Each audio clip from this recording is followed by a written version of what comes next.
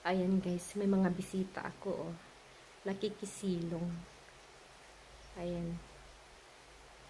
Hulaan nyo kung sino yan. 1, 2, 3, 4, 5,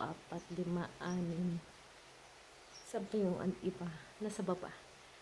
Ayan. Maulan kasi. Kaya ayan, nakikisilong sila. Ayan, ibon yan guys. 1, 2, 3, 4, 5, 6 yan. Meron pa nagtago dito na part eh. Ang cute nila oh. Gumagalaw yan.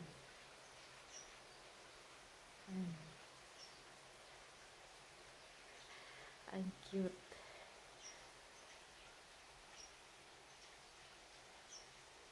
Pag ano na yan, umahon na yung ulan, ayan. Lilipad na naman yan. Ang cute nilang pagmasdan.